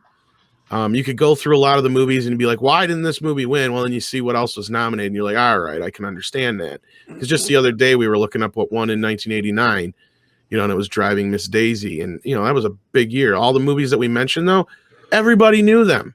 Why did Driving Miss Daisy not get nominated? No, it won. There was okay. something else I couldn't even remember what the hell we were talking about. We were trying to figure out how it didn't get nominated or whatever. But at least when I went through the list afterwards, I'm like, you know what, though? At least all of us have seen those movies. Wait a minute. Driving Miss Daisy was in 91? 90 or whatever. 89. What was the that's off of a book or a play, though, correct? God, I feel old. It's a play, yeah. Good, because they did do an episode of Quantum Leap that's basically Driving Miss Daisy in the mid-'80s. Yeah, they did. Thanatos Felicitas sends in $5. The reason Van Halen had a writer in contracts for a bowl of red M&Ms is the next electoral specs as a visual check. Electrical. Well, next to the electrical specs as a visual. Yeah, they wanted to make sure people read the contracts, is what it is. Yeah, that's what I think he's getting at. Yeah, and yeah, that's the writers, though. That's a nine times out of 10 what they're for. And you'd be surprised how many times the writers are put in there by managers and agents and stuff like that, and not the actual person. But there's plenty of articles and stuff out there where the craziest writers have been revealed. There's pretty nutty ones. Bat Chang, how you doing, sir? I'm assuming it's a sir. Sorry, didn't mean to assume your gender. $4.99. But the woke money has run out sooner or later, right? Well, you would think so, and that's where I was saying I think this is a failsafe. Why else would they be doing this? If you think Hollywood is getting the message, they'd be swinging the other direction. Well, this sounds to me like people with a specific agenda, especially the people behind like the Actors Guild and certain other places, which they really seem to be pushing a lot of these agendas, because it makes opportunities for people who normally wouldn't have them, like we said before. And it really, to me, it's kind of fucking sickening to see people using their race, their sex, their disabilities, what have you, to get further in a film career. I go with the Macho Man Randy Savage theory. The cream rises to the top of the World Wrestling Federation. So, like, the cream doesn't rise to the top anymore. They just it used to until this. They're regulating the top. Yeah. That's cream. The thing. Like, there's never any. There is a various level of gatekeeping in Hollywood, but it's really just to sift out the inept. Like, how committed? It's to test the person to see how committed they are to actually doing this job. And if you can't make it, you wash out. But if you do, you will eventually go somewhere. It can take a couple of months. It can take a couple of years. It can take a couple of decades. It doesn't. It all depends on luck and perseverance. But what they're doing right now with these initiatives is they're basically trying to just open up the floodgates just to look good across on a PR level. And it ends up kind of backfiring in many cases. Like this one, because they don't realize what society actually is like. No one wants any of this crap. Nobody. And do you think any normal person wants to get preached to when they're paying you?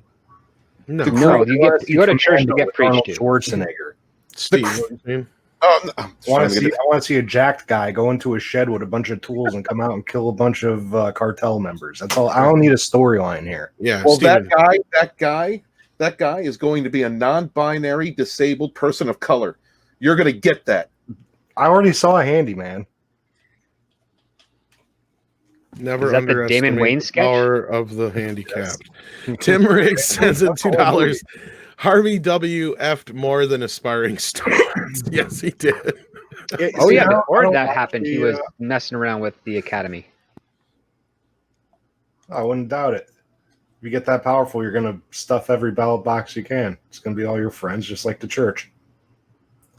Well, remember, the Academy of Motion Pictures is really just your office Christmas party. That's what it is. I mean, pretty much, yeah. That's a good analogy. It means really nothing to anyone. You're an Oscar winner. You can ride that out for maybe a year and a half on average. It means a lot though when you can slap on that commercial or slap on that video though.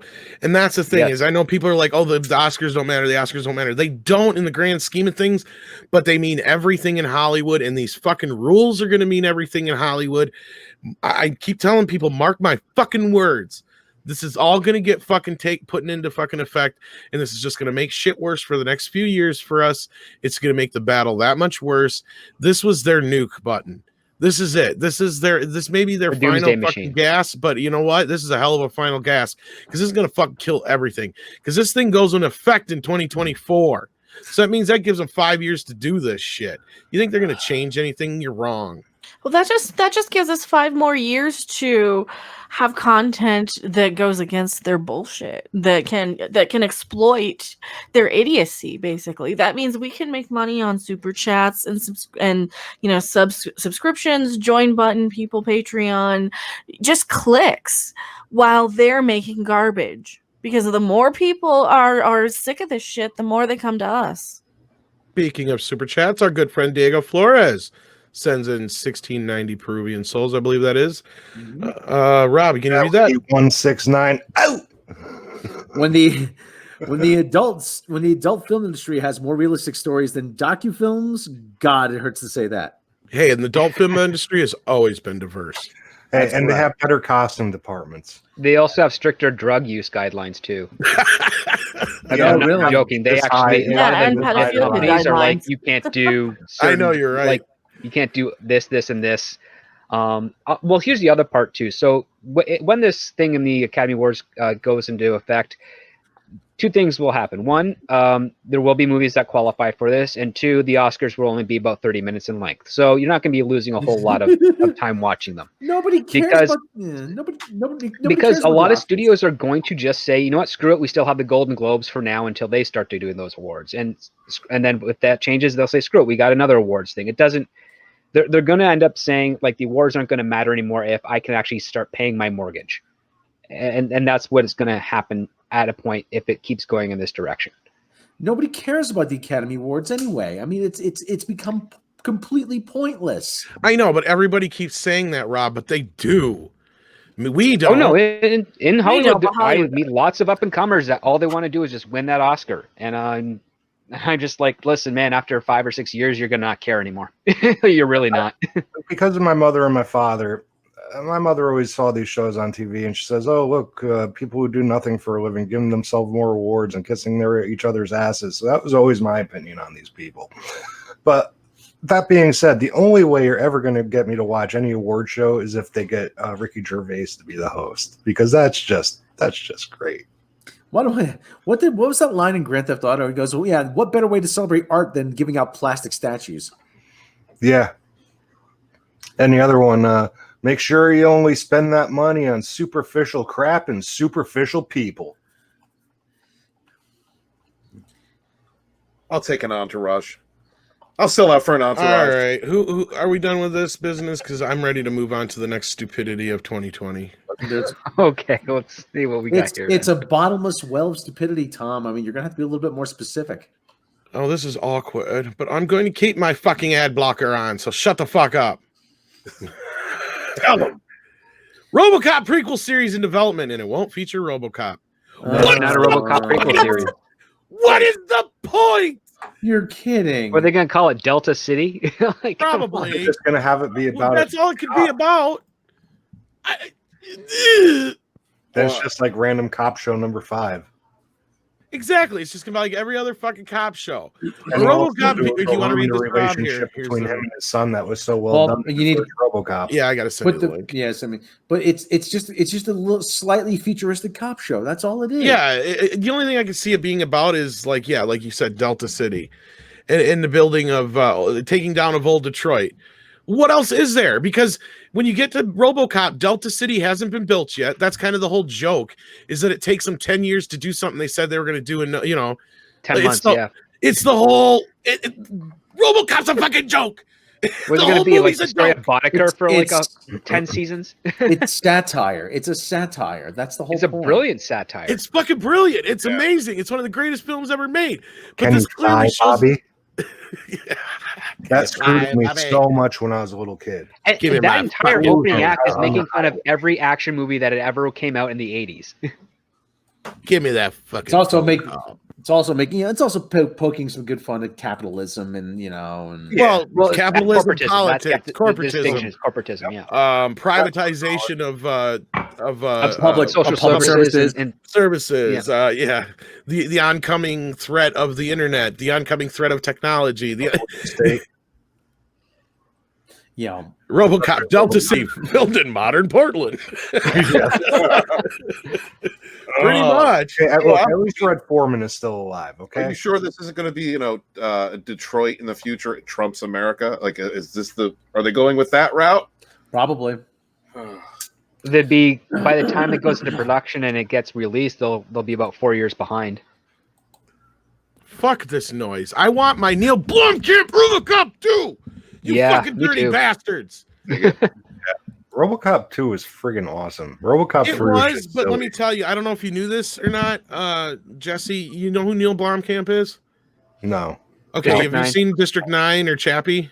Yes, both. I enjoyed both of them too. Okay, and did you remember hearing that the idea that the one guy was going to bring back Ripley and all the original characters from Aliens and do away with Alien 3 and reboot and do a new Alien 3 with Sigourney Weaver and all that shit, and she was on board, and then Ridley Scott came in and fucked it all up?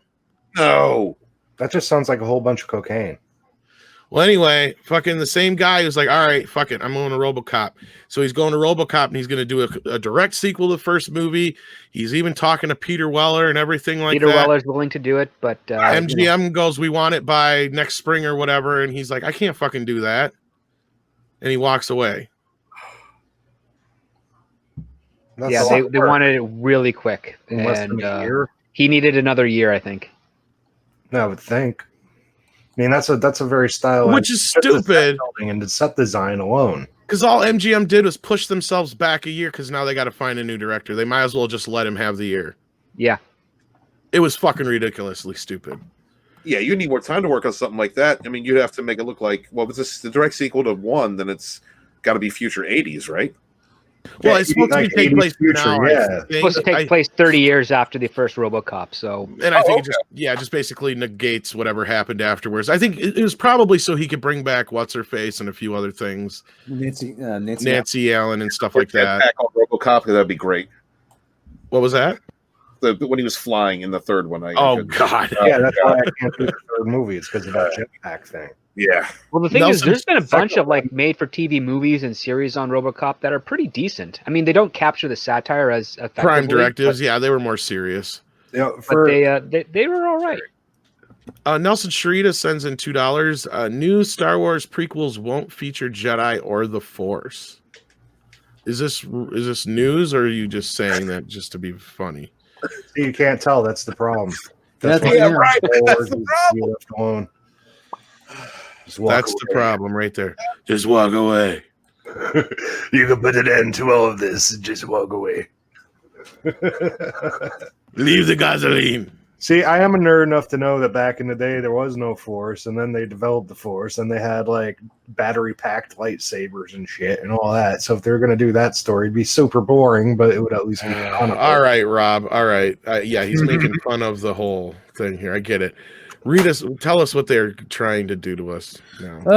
A RoboCop prequel TV series that will detail the rise of Omni Consumer Products, OCP, and the company's vice president, Dick Jones, is in early stages of development. Dick Jones! Dick Jones runs OCP! OCP runs the cops! Oh, yeah. Rob's seen RoboCop. Directive 4. Right. Protect the innocent. So it's going to be young Ronnie Cox. Yeah. You can't get a young Ronnie Cox. He's not. Here's the thing. It wouldn't even really be about him, because isn't that kind of the point where we're at in the first RoboCop? Is he's just become vice president or whatever? Yeah. Haven't seen it in a while, but yeah. And then Ronnie Cox has been vice president, I think, for the last year, recently with his Ed 209. But because that fails, he's at risk of losing his job to the RoboCop program. Yeah, because they keep talking about the old man. The old man's the one who built OCP. The one who fires Dick. Dick, you're fired. Thank you. Well, they're going to race swap Dick. Oh, yeah, probably. Talking to MovieHolland.net, Ed Neumeyer, scriptwriter of the original 1987 movie, revealed that he's working at MGM on the series. It has all the cool stuff about Robocop, except no Robocop. Then what's the point? Why? But that's the cool part. I'm missing the cool part here. There's the idea of doing things about business and law enforcement in the city of Detroit a minute and a half in the future, he explained. It would be the way to do all sorts of stories about business and tech, Silicon Valley, corporations, snakes in suits, cops, all that. It's a wonderful, rich tapestry. Neumeyer seems to suggest that the show doesn't have a formal green light yet, stating that MGM still needs to find the right partners and produce a pilot episode. But should everything go ahead, the show will follow. The evolution of Richard Jones to Dick Jones. How Rich Jones got his dick. The story goes. You know how he did it? How he did he sold do it? Halloween masks. That's right. The story of OCP and how the world moves into the future, how the corporate world behaves. He also notes that people don't necessarily start out as bad guys, suggesting Jones may not be quite the scumbag he was in 1987 movie when played by Ronnie Cox. Oh, geez. Andre Fernandez says right here with what is ARS? Huh? 50 ARS. I don't know. That's a cool picture though. I know, right? Young Dick Jones is going to have orange skin. Well, now it doesn't sound like it. It sounds like they're making him the protagonist here. Which, fuck it. He's going to be the hero. The whole point of Robocop is none of these guys are good. Right. Oh. All of them are scumbags. Even the one that makes Robocop's a fucking scumbag. And that's what makes Robocop so good, because he's justice. He's the American way, and he's the only one, and look what he paid for it. He's pretty Robocop, and it's a Jesus allegory. Yeah, rediscovers his humanity. Yeah, it really is. The last time Verhoeven said that flat out. But yeah. Well, anyways, sorry, Rob. Let me just finish this. The last time we saw the city of Detroit under the thumb of Omni Consumer Products was in the Robocop remake back in 2014, which we gave a 6.9 in our review. IGN, which reviews are useless over there, back in the day. Hopefully, should this project come to fruition, it'll fare better than Joel Kinnaman's Alex Murphy. And I'm done. I'd rather see a prequel series about Alex Murphy, but that would even be fucking boring. Dick's going to be the hero, and we're going to see this sweet young man and how capitalism corrupted him. Yep. Yeah. Just thinking that. Oh, for fuck's sake. Dick Jones is a loser. He's a dumbass. Listen to him in the movie. But Richard Jones was a nice guy. Who cares if it works? This movie is missing a female lead. We have military contracts. Military contracts and parts for up to 10 years or whatever it was. He says, yeah. Robocop is all about toxic masculinity. He didn't give a shit if it worked. It needs a female lead. Don't you know that? It's all about the contracts. Hey, Robocop exists as a movie because Verhoeven's wife read it from the trash and told her husband to read the script again. Exactly. Well, that or we would have got something completely different. Yeah. I don't think anybody in the world would have understood to make that movie the way it was other than Verhoeven. I mean, I'm hard pressed. Even somebody like John Carpenter, I don't think would have made it the same way. I just thank God that my Frank isn't producing this movie. Thank God my Frank isn't going to produce it. Otherwise, he'd go down that path of toxic masculinity. Robocop be the greatest fucking movie in the world if I made it. Greatest ever. You'd probably want to put a talking ape in it. Robotic ape. Gotta have something to fight. Plus, wouldn't that be a kick-ass toy? You tell me a robo-ape fighting Robocop wouldn't sell like a motherfucker. Yes. Also a great game. Hell yeah. I already got the EA guys working on it. No, don't get EA. They suck. Oh, they don't know how to do online play. I got to make some phone calls. I'll be back. Well, I mean, they're still trying to make that RoboCop Returns now. I think it's They are, but I have no idea. I think who'd they get? Did they get anybody yet? Abe Forsyth, I think it was. Yeah, I remember they did bring somebody in, but again, like I pointed out, where's the movie? It's going to take a new director X amount of time to come in and restructure this in their image, and it was fucking stupid of MGM. I can't say. I talked to somebody very close to Blomkamp, and they don't understand why MGM did this. They really don't, because they said the exact same thing I said, that it's going to take just the same amount of time, if not longer, for another director to come in. They don't understand why they did this. Yeah. It made no sense whatsoever. Blomkamp can't catch a break. I feel sorry for the guy. I'm sorry. I don't care what you think of some of his movies, but I thought Chappie and District 9 were amazing.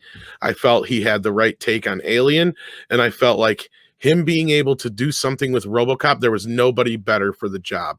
If you've seen Chappie and don't think that that's the case, then I just don't know what to do with you. I don't care if you like Chappie or not. The guy understood the subject matter when it comes to this shit. That's the only guy I could think of besides Verhoeven who's not only going to get the context but the humor at the same time. I really like District 9. District 9 was really good. See, now District 9 is a good science fiction movie, and that is the way you do an allegory in modern Same times. thing with Chappie. Even though Chappie does feel like RoboCop meets Short Circuit, he gets it. That's the guy for the job. That Plus, Ninja is funny. Exactly. He's got a sense of humor. That's the point. Is he not only has that idea of, okay, I understand the whole technology meets man thing, or the alien, being in an alien situation like a guy would be in a robot suit. Like, I'd almost be like, fuck it, I'd love to see him do a remake. I hate saying that, but he's the guy who should have made the fucking remake, because the remake wasn't half bad, but it was just half the original movie. Right. It was missing half the heart. I liked the idea that they kind of flip-flopped it, as opposed to, it was a robot trying to seek his humanity. It was a man who got his humanity taken away from him, and then he has to fight to gain it back, kind of thing. It was like a flip-flop on that, and the family plays a larger role as opposed to the family being completely shoved out of the situation like they were. I mean, there's different elements that I like that they brought in the remake, but it was missing that edge. It was missing that sense of humor and that satire that the original had. And I think Blomkamp could bring that to the table along with the sci-fi aspect. And Rob, we got speaking of Robs, we have a $5 super chat from another Rob Atlas. Rob, Altis, or it's Altis, actually, I think. Altis. I've been saying it Atlas all this time. You never corrected me, you dirty bastard. I would rather, Rob Altis, $5. I would rather have they do a film about the Ed 209's heartwarming struggle to go up and down stairs. The triumph of the robot spirit. Hell. That's the thing, is they're not even going to be able to get to Ed 209. That's going to be what, the last season, maybe? Yes. And by then he should be an old man and shit. Like, that's the point, is I guess, I don't care about that story. We get it. See, my favorite thing in all of RoboCop, besides Can You Fly, Bobby, is from RoboCop 2, when they're trying to make the competition robot to RoboCop, when they eventually made that killing machine.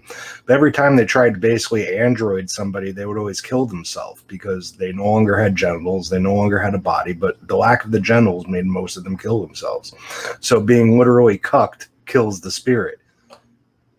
Well, there's also something to be said, the fact that Alex Murphy's character is a Catholic, and there's because of his religious nature and his belief in the resurrection, that's what made him survive the transition to RoboCop. Right. Mm-hmm. Andres Fernandez sends in another ARS $50, and somebody told me what that was, and I forgot already. I need more sleep. Argentine? I think that's what he said. Argentinian. Argentine pesos? Yeah. We are all making jokes of a 35-year-old movie. We are all goddamn it boomers. And this movie are still relevant, and they don't like it. Yeah, that's what it is. I think you're right. I think they don't like that the movie is very relevant right now, extremely relevant right now. Because back in the 80s, there was so much more honesty. It's 70s too. Then in the 90s, honesty died. Well, I think it's more so just the thing is with that film, what was so it was almost like RoboCop wasn't even so much one of the, how sci-fi is usually a cautionary tale. Like if we don't control our technology, we're going to get Skynet. You know what I mean? RoboCop was never so much a cautionary tale as it just was a satire of the corporate world of the 80s meets the industrial the war, what is it called? Well, the military industrial complex with corporatism and the war on hopeless crime, mentality man. of war on crime in the 80s. Yeah, exactly. And at that point, the idea of the police force becoming privatized was such a satirical notion that's why they did that. Like it was something they thought could inevitably get to this point, but it obviously they thought it never would. Well, there were certain people in the government, the privatization of a lot of public services back in the 80s. Oh yeah, if you listen to the movie, there's a lot of names thrown in there on purpose, like McNamara and all that shit. Like there's direct references to historical people, like on purpose. Like, but I also my point, love the fact that everyone wants the 9000 SUX. SUX, yeah, like the sucks, yeah.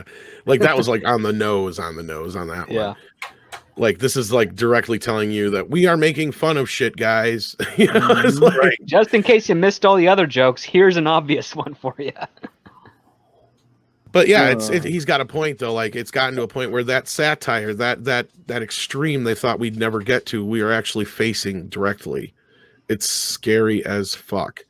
Diego Flores sends in another Peruvian 5 souls. However you say that. Tom Christian Garcia gave an idea for Frank. RoboCop in Congo. Yes. That's I'll right. show them damn dirty apes. Dead or alive, you're coming with me. Amy's sad. Amy's sad. I don't know. You know what? RoboCop, Dead or alive, you're coming with me, punk. RoboCop swinging from a vine. I'd rather see that than a story of Dick Jones, hookers and blow. Dick Jones. Well, the thing is that RoboCop has such a huge fan base. A few years ago, there's a whole bunch of fans that shot one scene of RoboCop, and it was cut together in the actual remake, or not like a remake of it, and it was brilliantly funny. Like all these, some professional people, some amateurs, just reshot their own a scene from the movie.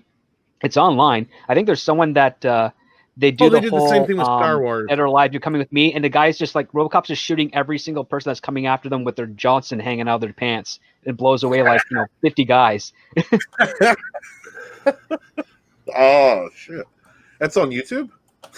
It's probably on YouTube, yeah. But you just look for like fan made RoboCop remakes, and I think you'll see the one. And it's exact runtime as the original movie, I think, but all the scenes are remade and reinterpreted slightly different to the they did the film. same thing with Star Wars. I think I remember that with Star Wars also. Yeah, I gotta check that out. I didn't know they did that with RoboCop. You ever see the death battle with Terminator versus RoboCop? I've heard. Well, I haven't seen it, but I've heard, I'm aware of the comics and the video game and all that shit. But yeah.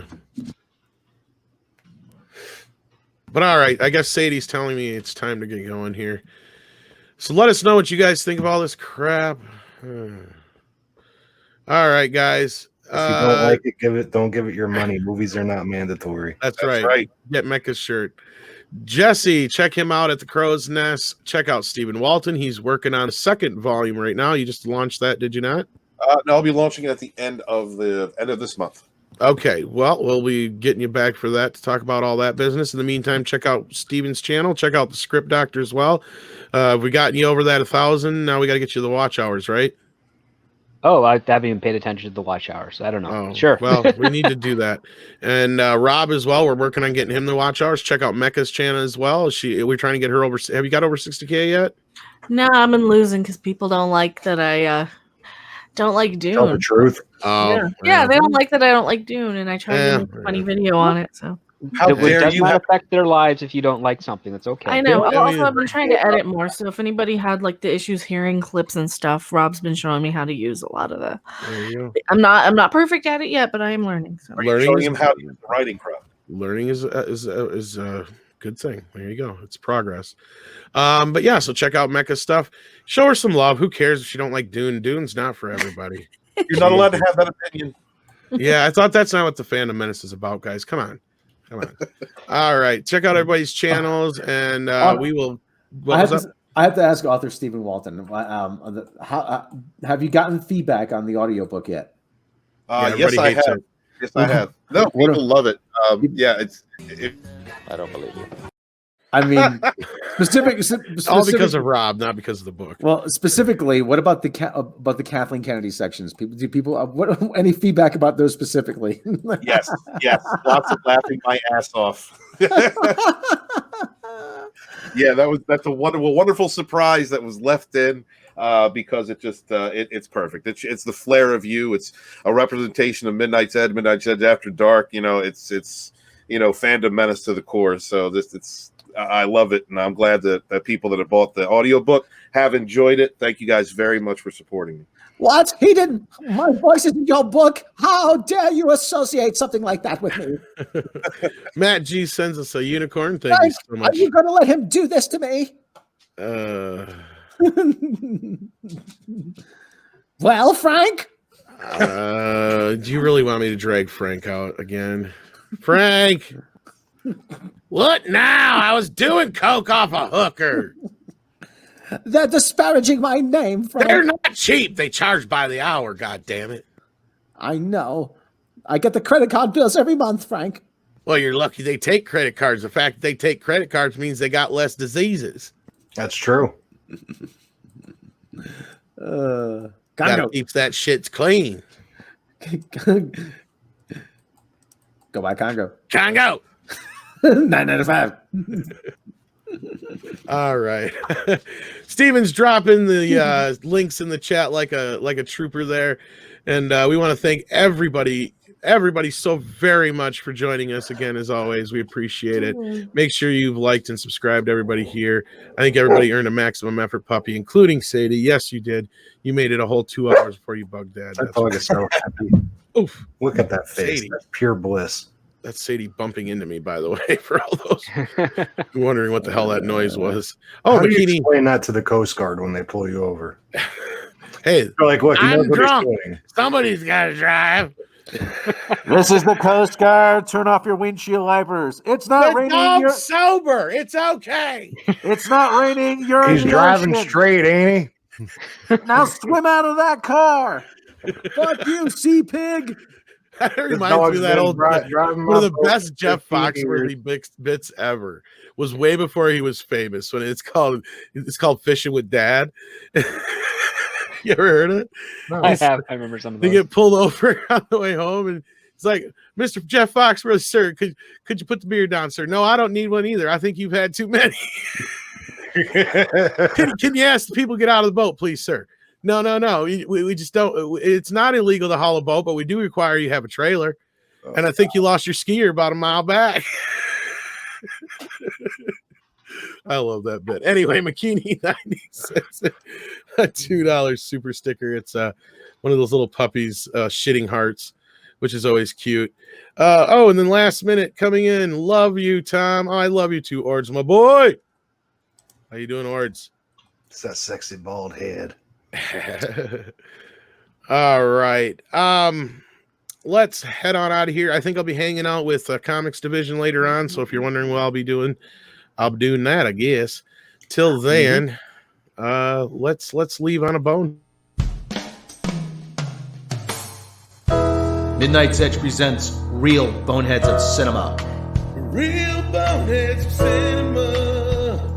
Today we salute you, Alex Kurtzman. You cultural fucking locust. You've taken a beloved 50-year-old science fiction franchise and completely destroyed it. Oh, it didn't live long and prosper. Likeable characters? Who needs them when we've got Mikey Spock? She's just a plank of wood. So pour up cold beer and celebrate a special kind of stupidity that ruined Star Trek forever. How's the Dark Universe going? How does sonar and space work? I know, as long as it sounds good, who cares? You idiot, there's no sound in space. That $25 million CBS contract sure is getting its money's worth, isn't it? Oh, how you got ripped off. We salute you, Alex Kurtzman, because failing upward is still a thing in Hollywood. She a